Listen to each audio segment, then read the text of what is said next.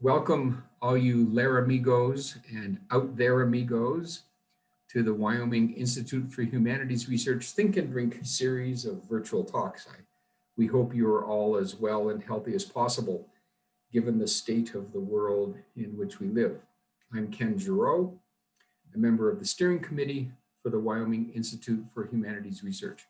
Our title this evening is Eradicating Racism Through Critical Self-Awareness. In just a moment, I'll introduce tonight's moderator, who will introduce our speakers, but first, here are a couple of technical notes. If you want to see all the speakers, you can push gallery view. If you want to see only the person who's speaking, you can press the same button for speaker view, and it'll toggle back and forth. You can type comments and questions into the chat, and everybody, audience and speakers alike, will see them. You may also type questions into the Q&A box. There, only our speakers and moderator will see them. 2 weeks hence is Thanksgiving Day, and our Think and Drink team will take a welcome break. Our next scheduled Think and Drink is December 10th, a discussion on the death of Black Wall Street, also known as the Tulsa Race Riot, among other monikers. Hosted by our very own Frederick Douglass Dixon again. Appreciate that. If you want to keep in touch with us, you can send an email to humanities@uwyo.edu, and we can add you to our mailing list. I'll type that address into the chat box shortly. You can also see the recordings of our past Think and Drinks on our YouTube channel, and I will post a link to that channel in the chat box also. Okay. Tonight's moderator is Dr. Frederick Douglass Dixon, Assistant Professor of African American and Diaspora Studies and Director of the newly formed Black Studies Center and the greatest bow tie wearer on this campus. Please help me welcome Dr. Dixon and our speakers, and I will disappear to go into my security heavyweight role. Thank you, Ken, and welcome everyone. Tonight is a very special night in the Think and Drink series.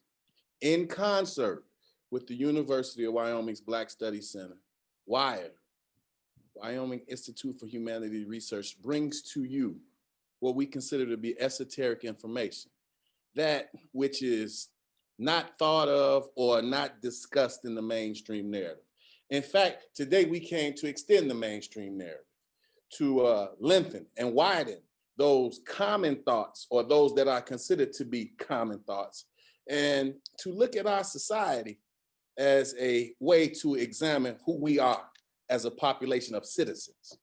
So today, I am more than glad, I'm ecstatic to have two colleagues who, when I think about it, this is the work that we should do. So, for one, I want to thank them before I introduce them. But the idea of understanding how important their work is for everybody who's participating, is to understand that this work is done under immense pressure. And I will go from there. But before I do, let me introduce both of our guests. Ebonee Winters, and I thank you so much for joining us today out of San Diego, the United San Diego School District. And we have Dr. Hern. Now, Dr. Hern is tied to the University of Wyoming in many ways, but in one direct way, her son, Azizi Hern, is the starting cornerback on the football team, and a great student and a great young man. So our continuity is multifaceted. Our connections are ever growing. But to have these two young ladies here tonight, I'd say for all of you all, take as much as you can in, drink as much as you can in, and understand to hear these thoughts from what we consider to be the original of the planet Earth, though, and from them, the rest of the seeds were populated. So understand from the very beginning, this is a great talk and a great time to get started. So, Dr. Hern, how are you? I am doing well. How are you? I'm doing good, and thank you for coming. Thank you for And having Ebonee, me. how are you? I'm so good. I appreciate that introduction, and I'll introduce myself. My name is Ebonee Weathers. My pronouns are she, her, hers. I do work for San Diego Unified School District, and I'm excited to be here. Thank you so much. Dr. Hern, anything else? Same. My pronouns are she, her, hers, and I also work for San Diego Unified School District. All right. Yep, So, happy to be here.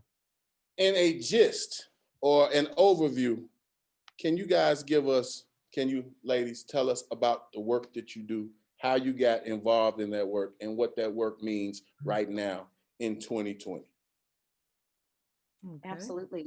I'll start. Mhm. So originally I was a classroom teacher. I started my career as a kindergarten teacher, moved to third grade, moved to eighth grade, and then ended the classroom tenure in sixth grade. So I've had a range of experiences with elementary and middle school students. And in that time, I taught in the hood for 10 years. I taught in what you all might not be familiar with over here in San Diego, but we have an area called City Heights, and it is a population that is largely African refugees, Pacific Islander refugees. And so being there for 10 years, I really got a chance to see the needs of our students and connect those with the actions and choices that were being made by adults. And I entered at the time, it was called the Family and Community Engagement Department. The department I'm in now, I am the manager of that department. It's the Youth Advocacy Department. And what we do is really focus on connecting with educators to create spaces that are worthy of our youth. And that's what led me here. Every student, every child, every young person is worthy of a place that will provide them a choice-filled life. And Dr. Hern and myself travel around not just the third largest district in the country doing this work, but we're trying to spread our roots all over because that's really our passion. And so, like Ebonee, I too started as a classroom teacher at the elementary level. I do have experience with middle school and high school with coaching and curriculum writing. I evolved to an instructional coach after that, and I'm now a district administrator. What's interesting, though, about how we came to do this work in this district, because I am newer to the district than Ebonee is, we are in different departments. She's in youth advocacy, as she stated, and I am in academics through agency, which also focuses on social emotional learning through academics. But our district's A² framework, foundations on adult competencies for critical self-awareness, building relationships, and shifting power. And interestingly, we came together kind of by force because we work together. We try to integrate all of our departments throughout our divisions in the district. But most recently with the murder of George Floyd, when that happened back in May, I was doing my thing and my work and Ebonee was doing hers. But it was like everything just went silent and went up in array, and everybody was like, oh my goodness, we need to talk about this. We need to have some support. We need to hold some space. And so Ebonee and I got together and started, creating space for people. And just one thing led to another. It exploded into these mad ripples. And here we are with all of this ABAR work that we're doing within our district, and without, like she said, to spread all the way out. So that's why. So, for clarity, because we Mhm. have folks who may not understand, could you tell us again what the importance and the definition of the acronym ABAR? Sure. You want to speak on it, Ebonee? You go for it. Okay. So the ABAR is the anti-bias and the anti-racism work that our district does. And for us, it's important, just as she said, so, because we as the adults have to know how to make these connections and to allow all of our students to have choice-filled lives. Recently, this summer, our district passed some resolutions. We had a Freedom Summer, and we took on a call to action to serve Black youth and to commit to being an anti-biased, anti-racist district with restorative practices. So I don't know if you need me to get in deeper to what that work entails. How about you share with us what may be considered a difference between development of programs, the way they're applied, and then maybe some of us, let me say me, as being a cynic of watching Black Lives Matters programming or social justice programming. Well, I was going to jump into what Dr. Hern was saying already, and it sounds like you're creating the perfect segue here. But, you know, I'm sure that the people in this space now and Dr. Hern and myself have been around districts for most of our professional careers, and we've seen things like equity teams and the push for diversity and how do we build equality and all of this coded language that gets thrown around within organizations. And when we continue to see the same outcomes for the same types of students, the same colors of students, we have to step back and say, why is our equity team not working? Why does this diversity initiative not create a change in the impact and the outcomes on these Black and brown students? And a big reason that we are taking this stance and we call out bias and racism is because that is what's happening. When we can't be pointed about the things that we're trying to address as a system, a lot gets lost in translation. So when we say things like diversity and equity, there's a whole lot of things that fall in those categories. But when we talk about racism and bias, we get down to the really specific needs of the students that we see negatively impacted in our systems. And so we go around and we talk about the need to point language and the need to avoid coded language and call it out because it hasn't served us. And that shows up time and time again in the data and outcomes across this country for our Black and brown students. Okay, so what I'm thinking is to look at it in a way that describes what you mean, the coded language. But the coded language is only in what we call an outward manifestation.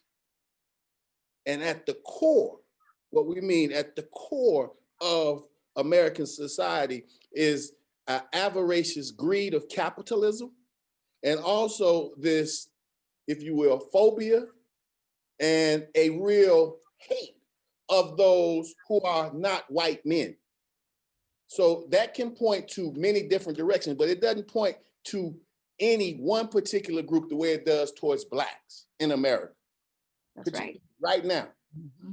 So when I think about your work, how do you, when and if you do, run into those instances where the one program is still maintaining the status quo? And it's your job and your duty, and you guys have taken on this work to make sure that that's addressed. Let me give you an example. I hear a lot, as you said, Ebonee, about diversity, equity, and inclusion. Mm-hmm. So I was on a panel that read a book that was called White Fragility. And it's become Robin DiAngelo. And it's become very popular. And I was with a group of, let's say, diverse practitioners, professionals, all from the University of Wyoming. And during this hour or hour and a half, on more than one occasion, I tried to pivot the conversation back to, let's have a functional definition of white fragility. Okay. On air. And as this was being recorded, and there were a couple hundred folks online, there seemed to be this understanding amongst the majority of those who were participants to continue to not give a definition of white fragility. These are things that I've seen. So it becomes frustrating, but then again, if we are looking to something that says diversity, equity, and inclusion, or something that says social justice to make an inroads on the core of America's racism, then that's a lot to ask and probably outside of the realm of reality. So when you guys run into those instances, and feel free to be as specific as you like, please explain to me what it is that you are thinking and what it is that you do to address a similar situation.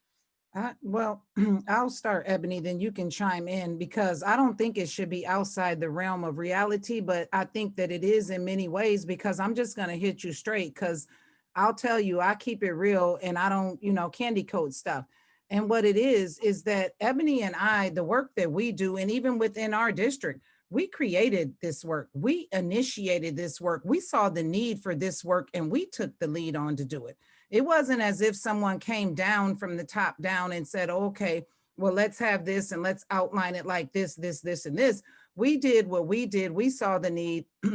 we've been seeing the need, but we took the initiative to create the space and to bring what we bring and to give it to people. And so many folks were so receptive of it and wanted it that the demand grew for it, that the higher ups had to acknowledge that and had to say, okay, here's your space. Now you can do this. Because I'm going to tell you this, oftentimes, and I've been in multiple districts in California and as far as away as Abu Dhabi, and I'll tell you that when I see those generic words like equity or diversity or inclusion, oftentimes those things are just a checkbox box list for people to state that, oh, we've done this and we're doing this, or we have this program, or we have this person with this title.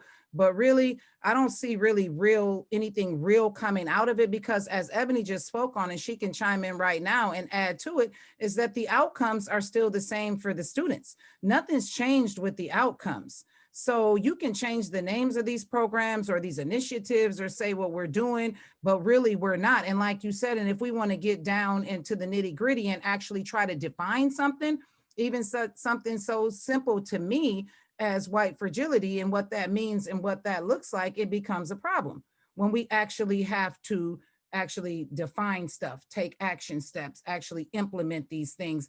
Then there's a whole like step back, okay, well, wait a minute, change takes time thing. And that's not what Ebonee and I are about, because we have to be the change. Go ahead. Yeah. That was exactly what you ended with right there when you invited me to hop in, is I think exactly the response to Dr. Dixon's question. When we have people that say, oh, this is too much, like this is difficult work, it's either you look at the data and the impact on students that persists for centuries, and you see it and you say it is something that's innately wrong with this group of people, or it's something wrong with the system and I'm part of the system so I can create change. Absolutely. And you're always going to have the people that say something's innately wrong with the Black and brown people. Something's wrong with their family structure. Something is wrong with the way that they speak. That's why they're not successful. But what Dr. Hern and I have found is that as we continue to do this work, it's not about bringing a program to people. It's about bringing people to a place. And it's about work that we do that's inside out. It's not a program or a checkbox, as Dr. Hern was saying. It's work that we each have to do to look inside of ourselves and ask, what is my role in the outcomes that these people that I work with, what is my role in creating that? And what is my role in disrupting that? And I see that I can do more. What is it that I can do? We always have the people on the other side though. But I would say 99.9% of the time, between the charm and the intelligence and the good looks of Dr. Hern, I mean, we come in and we when we start having these conversations about who you are, people want to talk about who they are. They want to get down to what motivates their behavior. And I think for the most part, we do things because we want to be good at it and we want to do good for other people. But we need to look at ourselves as not the center of what goodness is, and see how we can create goodness for other people that look different from us. So how about a question? How important is it to address whiteness and white privilege when you engage in your work? I think it's extremely important. I think I'm on to, there's two sides that I'm on with it. One side is that it can be a detriment to the work because it's still centering whiteness, right? And whiteness and white supremacy is what's centered in America. It's the dominant narrative. So I think that we have to be careful how we navigate around that, but I think that it's necessary because it's like an elephant in a room if you don't address it. It's what everything is centered upon. It's what everything is built upon. It's coming from the inception of our country, from Reconstruction, through everything that impacts mass incarceration, all the outcomes for students, the wealth gap, the housing, all of those things is because and as a result of whiteness and white supremacy being centered as the dominant way of being and the narrative in our country. So I think it's extremely important. It's the standard by which all other things are judged, right? So if we don't address that standard that we as a country or as a community or as a school system have created, we can't then identify where it's falling short for our students who don't match that standard. If we don't address the standard to take it apart and question it, we're not really making an impact on what the problem really is. So I think, as Dr. Hern said, that's a big part of it, but we also want to be careful about, again, centering this idea of white privilege and the white standard and only looking at that part of the problem.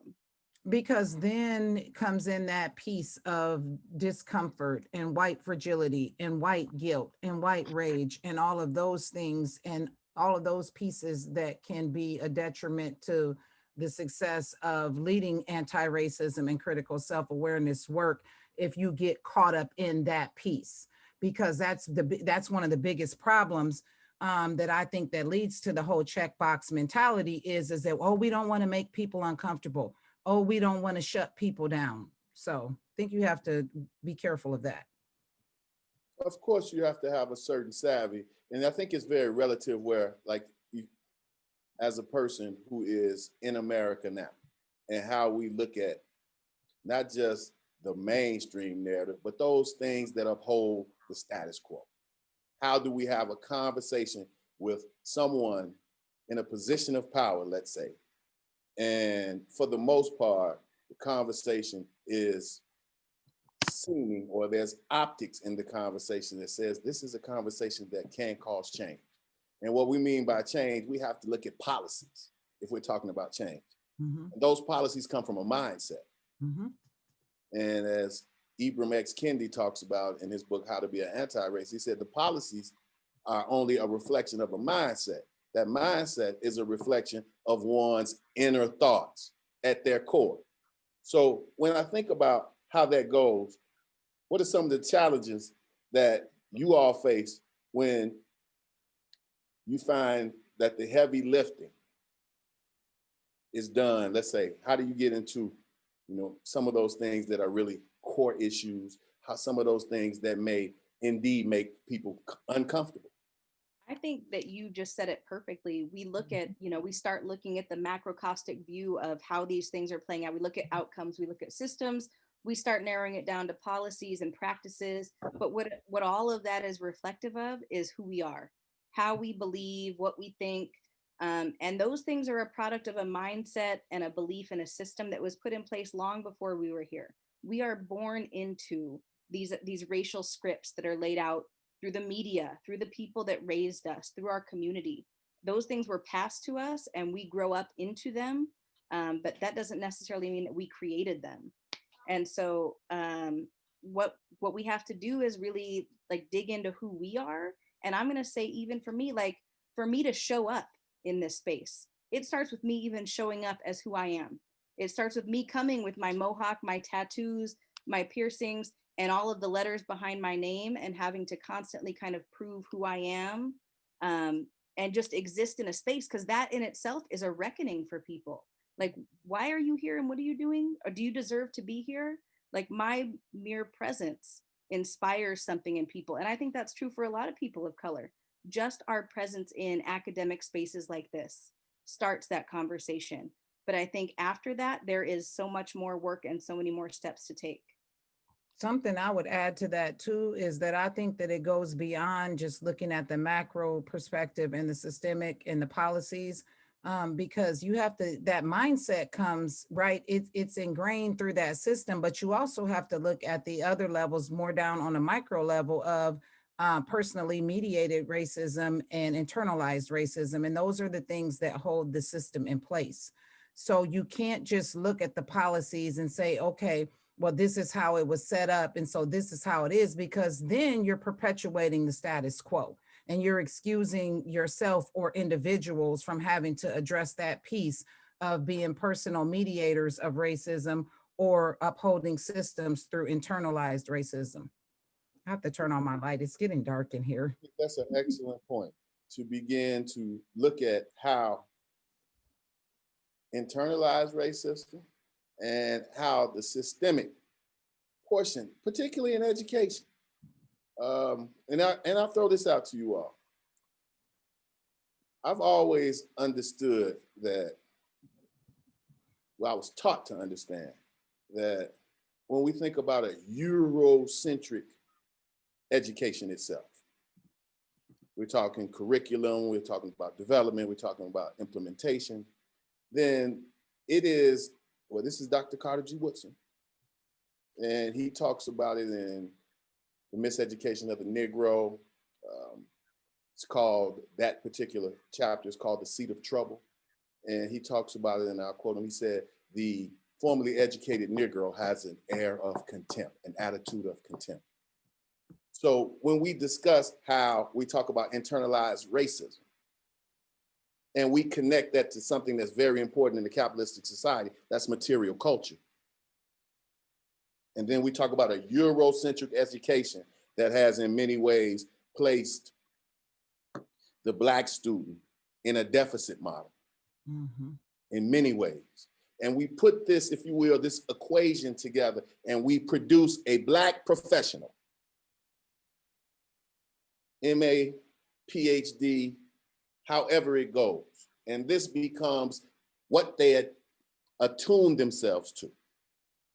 So when you're doing this work and you talk about internalized racism, and thank you for bringing that up, Dr. Hern, what is your thought on how to, not necessarily eradicate it, but how do you deal with it, as Ebonee said, in a micro way, or I'm sorry, as you said, Dr. Hern, in a micro way, to have that conversation be able to continue to build when you're not there?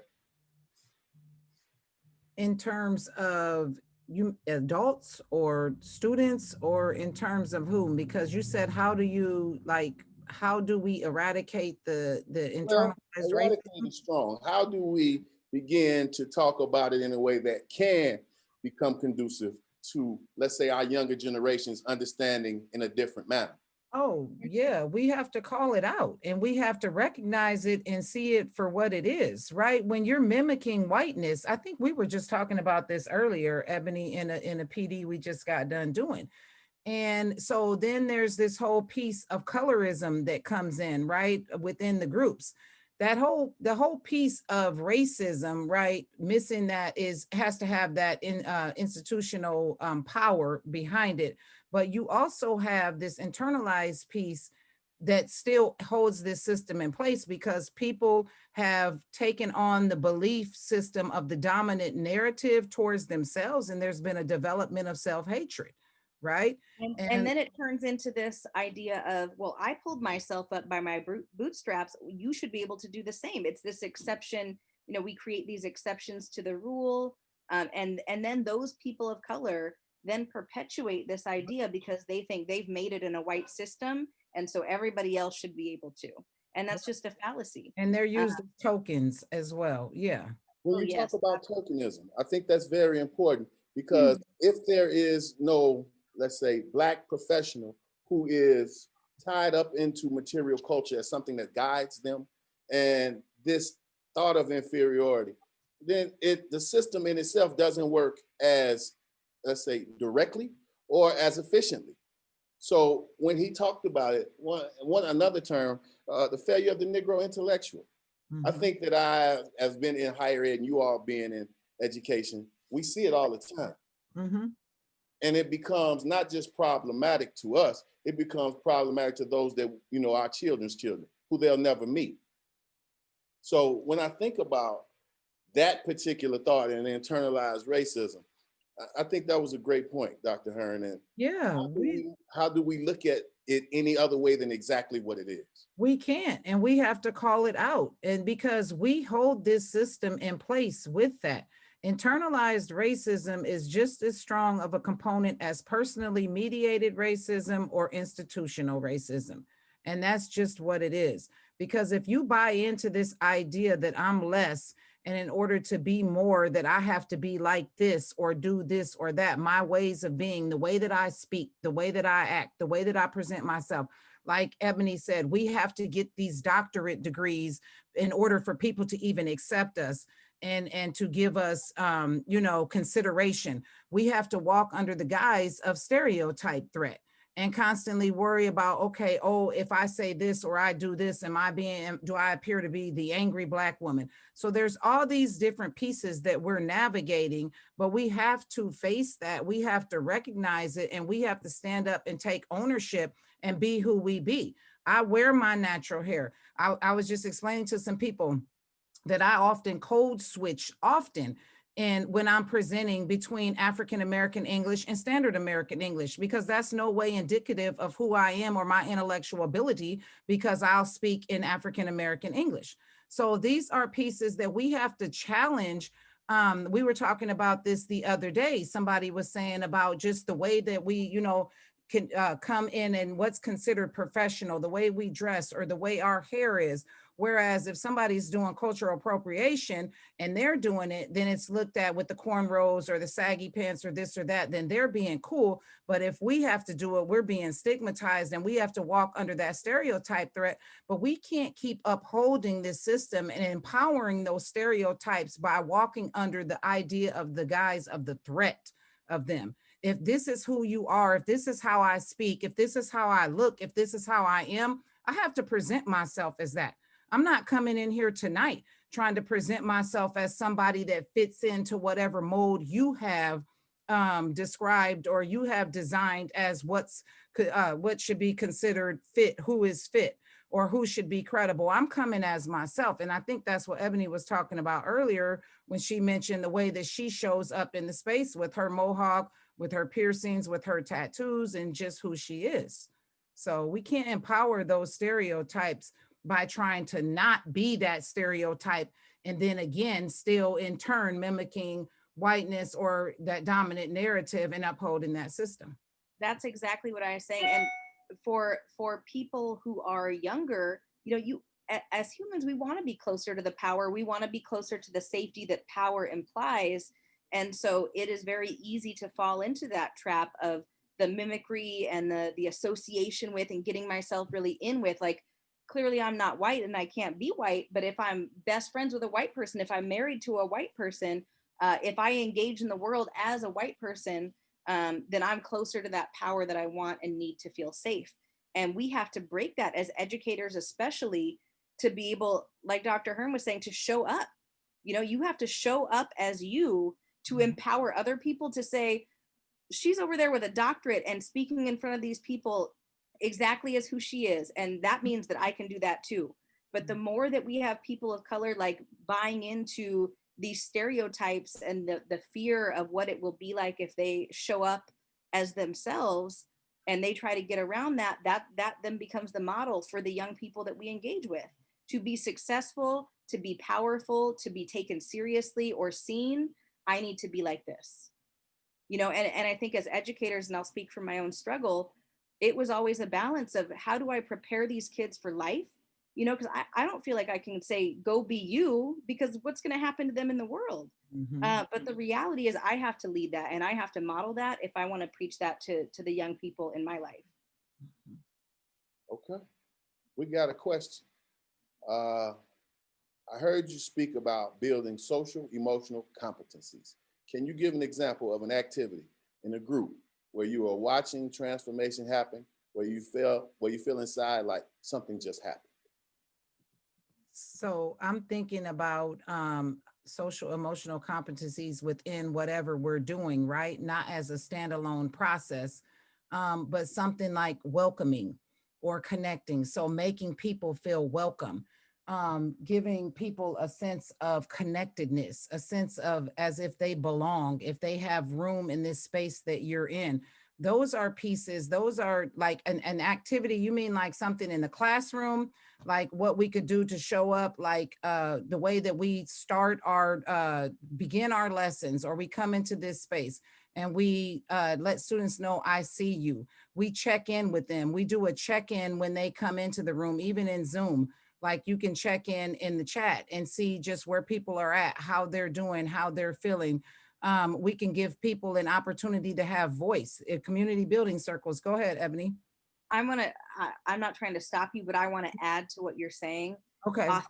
Authentically, because right. when we try to fake the funk and Mhm. try to show up as True. other people think, as you think other people want to see you, then it becomes Right. problematic. And I don't know if you are okay with me sharing that last thing that happened with us, but I think that's a good counter example. But I'll let you finish first. No, go ahead, and then I'll go after that.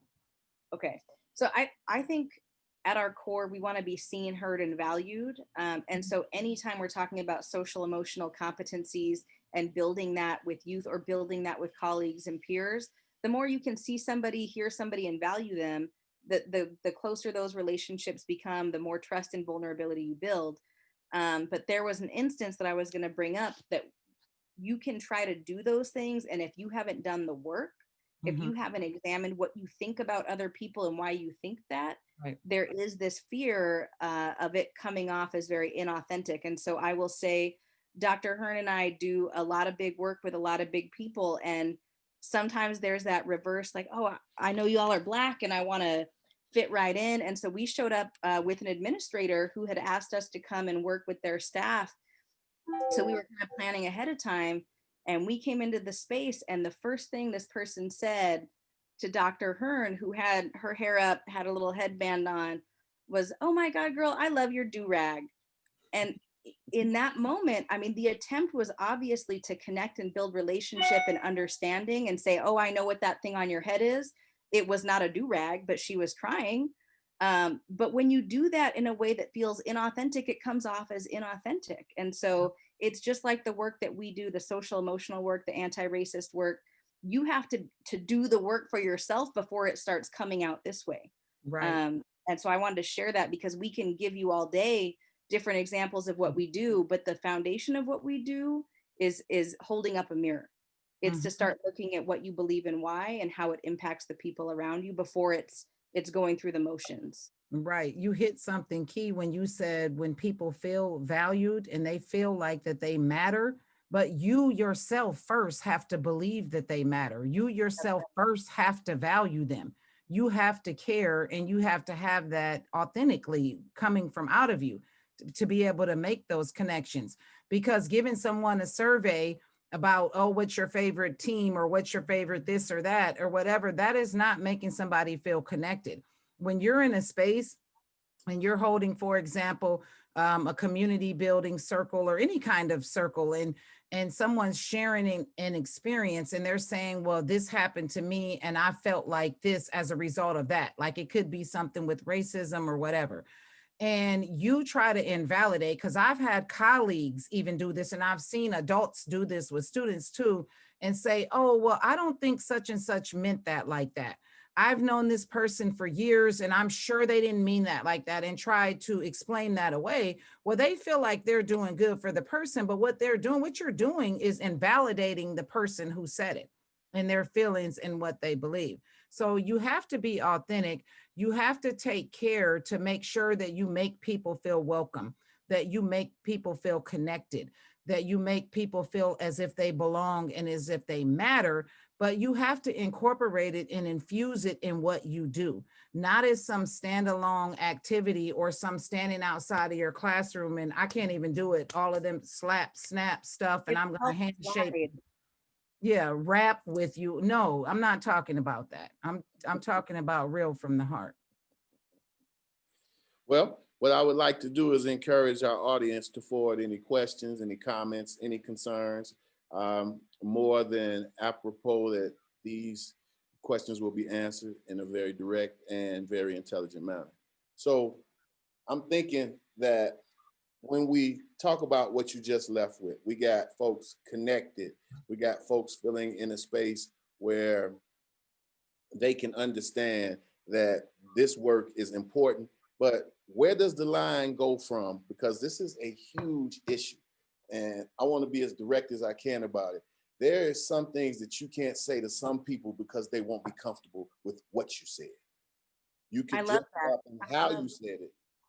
I mean, seriously, you could dress it up in how you said it, your vernacular, your tone, your pitch. But when we lay something on the table, there is this, let's say, amongst colleagues. Amongst colleagues. And what I find is that, even in higher ed for years and years, there's this agreed upon marginalization of, let's say, talent.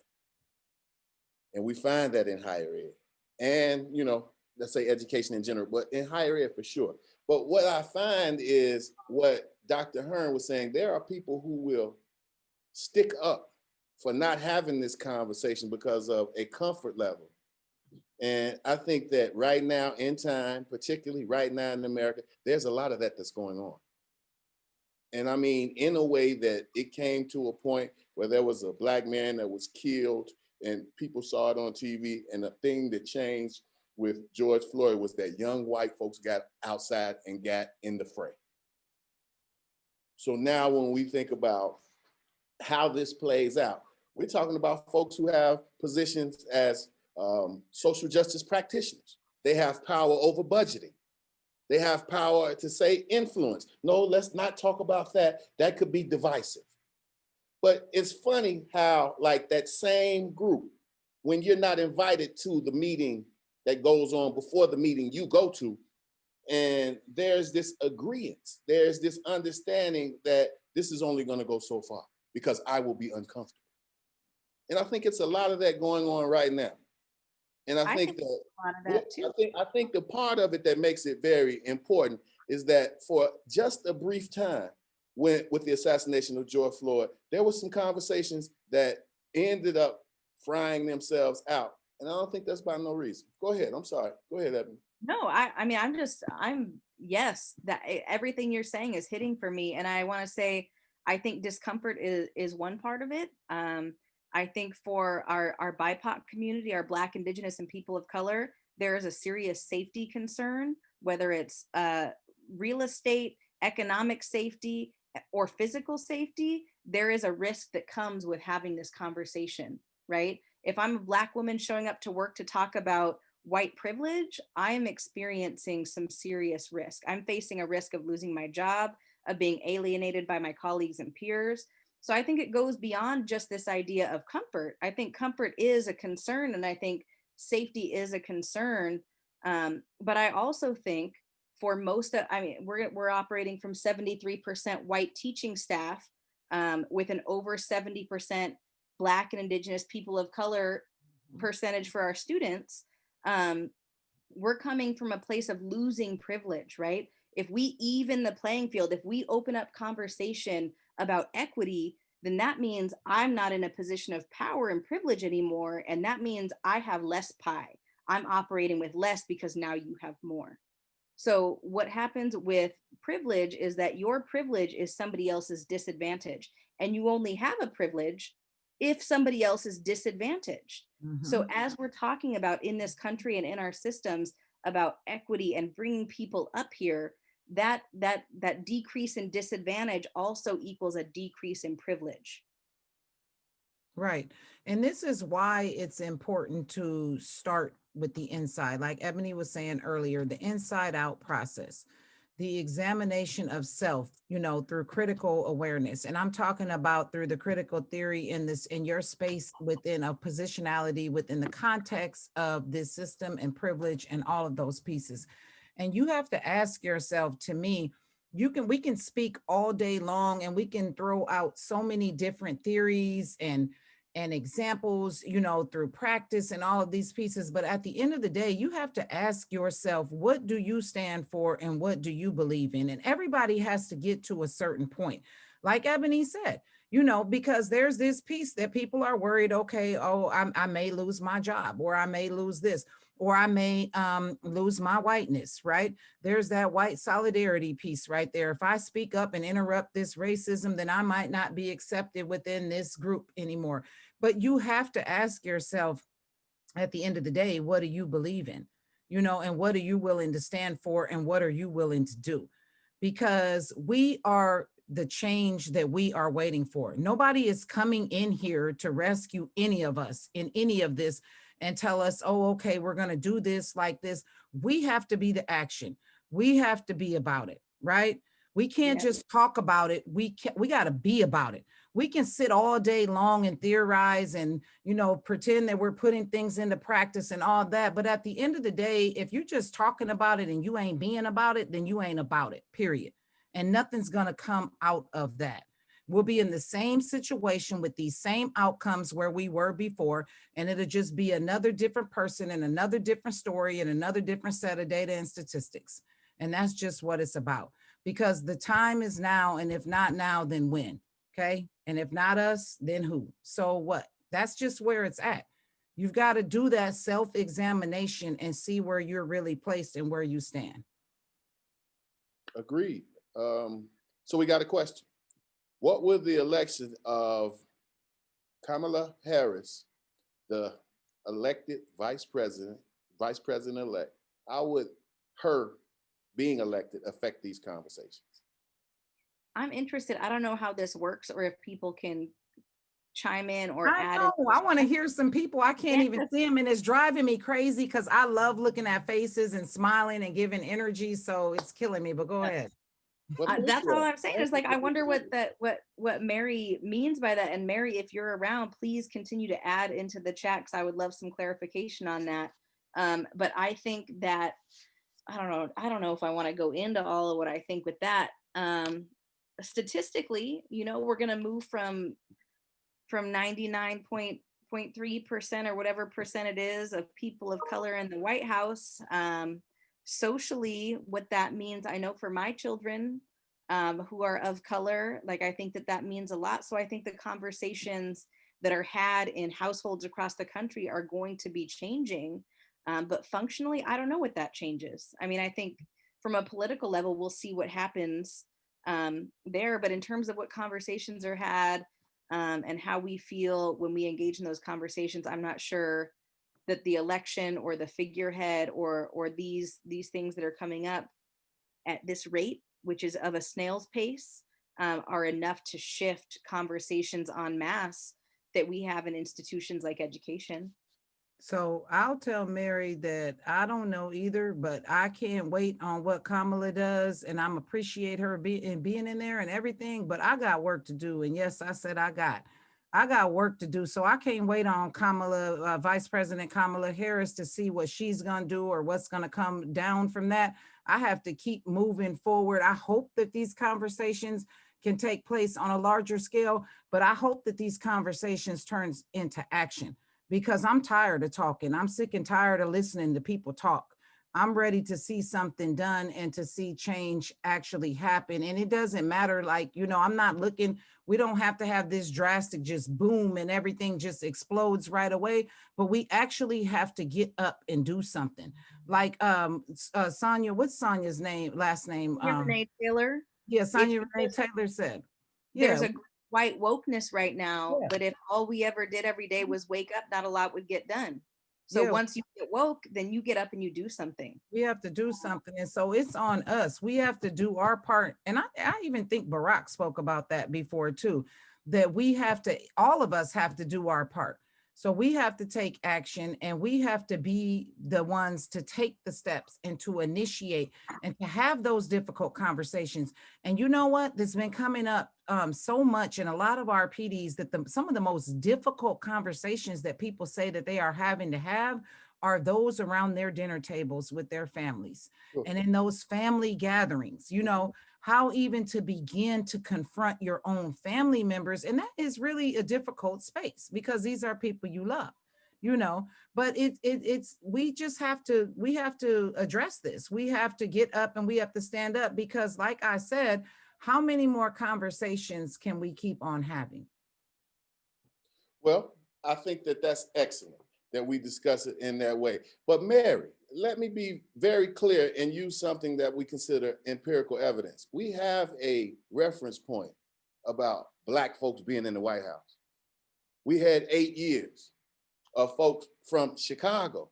Now, I'm from Chicago. I don't know what it looks like around the country, but I knew what it looked like when them folks walked into the White House. Those folks were straight from the South Side. I know exactly what that means. And those folks were brilliant people. And now we look at having a vice president that's a Black young lady. Well, when we had a Black president, how was he treated? So we have a point of reference. We also have a way of looking at his brilliance now compared to, let's say, his predecessor. But that had nothing to do with what we now see in our country, that is this scramble over not just politics, but culture and the idea of where one will fit on a cultural strata. It's always tension. And right now it's at an all-time high. So if we had a Black president and it was at an all-time high, now we have a Black vice president and it's at an all-time high. I think the only thing that connects the two is the tension is at an all-time high. Right. Absolutely. Powerful point. So Please continue to give us your questions. But as we're moving forward, I just have to tell you all how I appreciate and praise your work, because I understand that there's always impediments, roadblocks, particularly those in a system. So as you all are moving forward, what do you foresee for your work in the coming year? Naya, you want to take that? I mean, what do we foresee for our work? I'll speak for myself, and I'll let Dr. Hern wrap up for herself. But we brought recently to our district Dr. Bettina Love,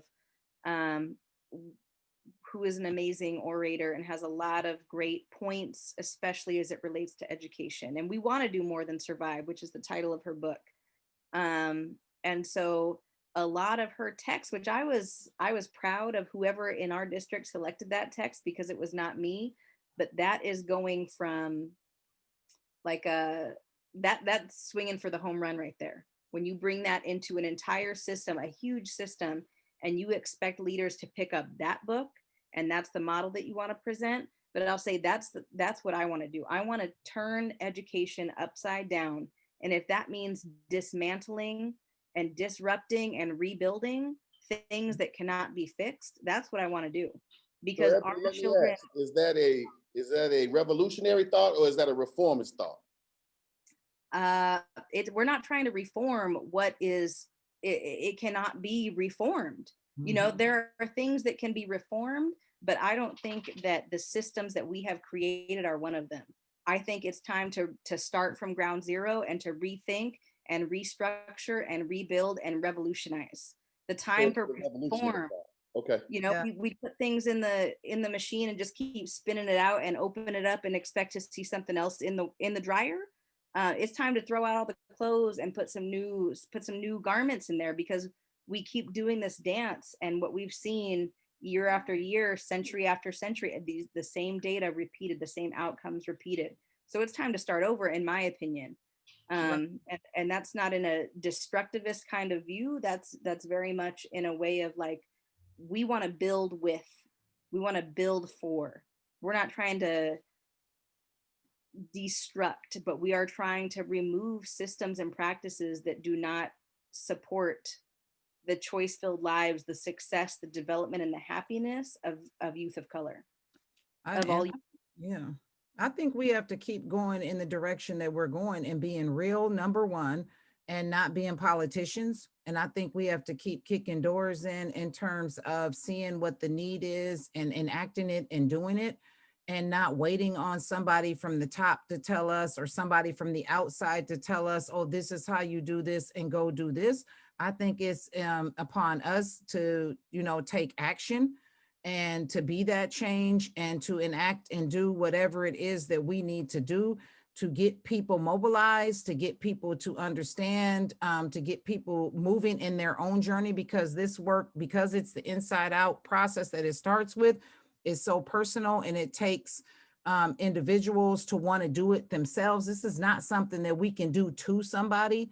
Like Ebonee said, it's doing with and building with and not to. So I think we're going to keep moving forward in that direction.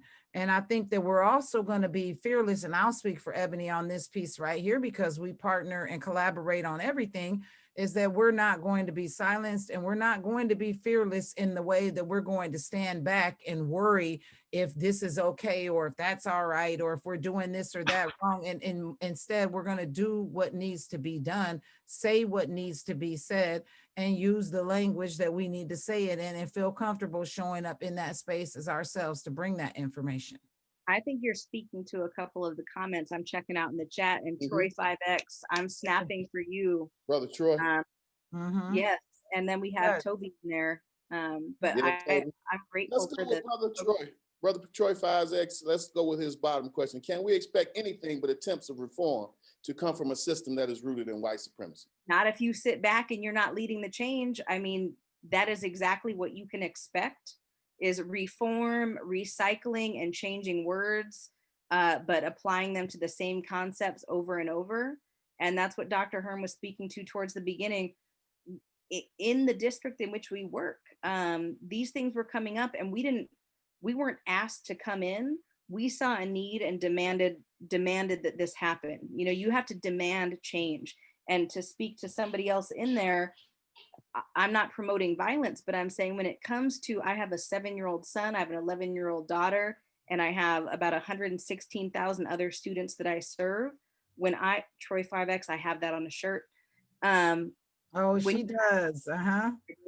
When you're out here doing this work, you have to demand, you have to be knocking on doors, and when they don't open, you got to break them down. Otherwise, you can expect status quo to be maintained, because those in power, those who are profiting from the privilege, will do a lot to maintain that privilege. And so I saw in the comments also, like, the unity that we create and provide from the Black and Indigenous people of color, but also the massive amounts of white folks who are invested and willing to lose their privilege so that we can have more equitable systems.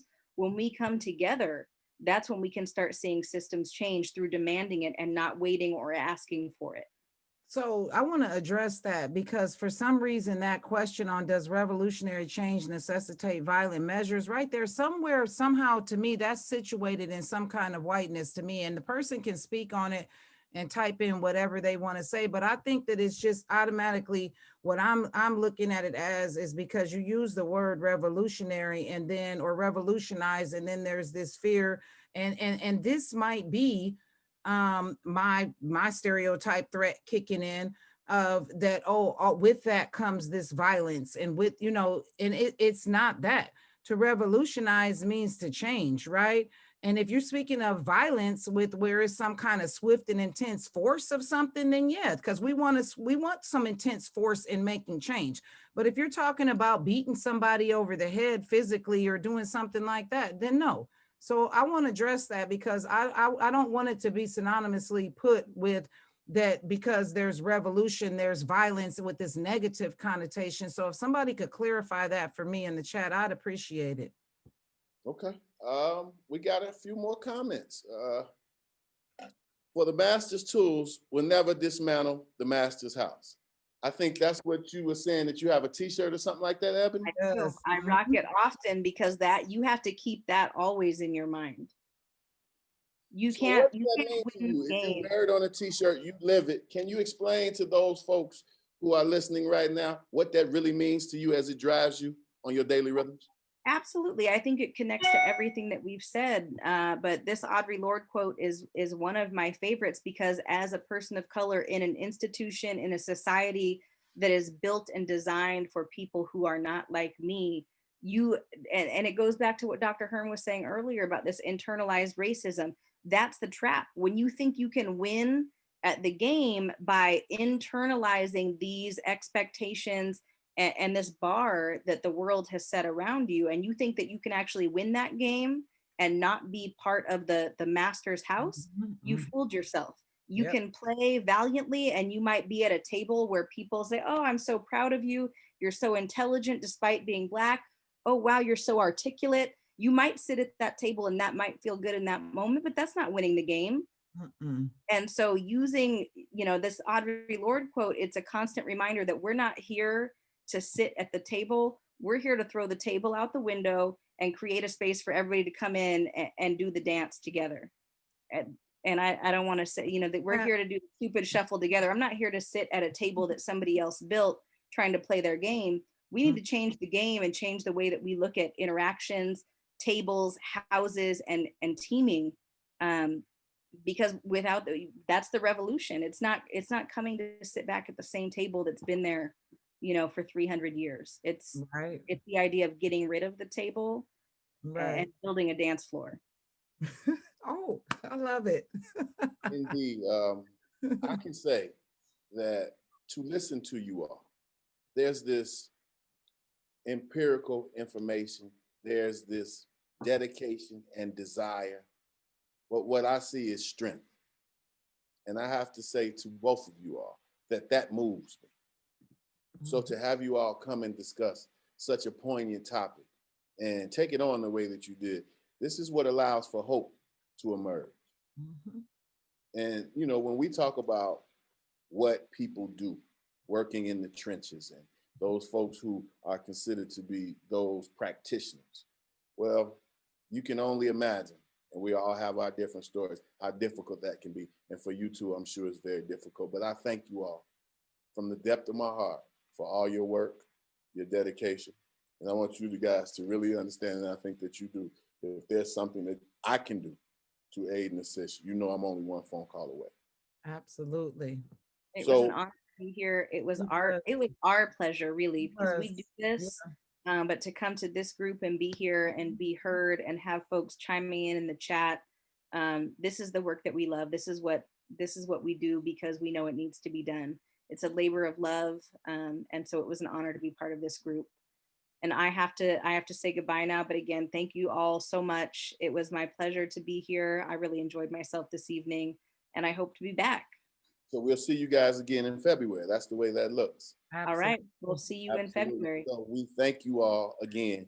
And the conversation was indeed well worthy of our time. Thank you, sir. Thank you.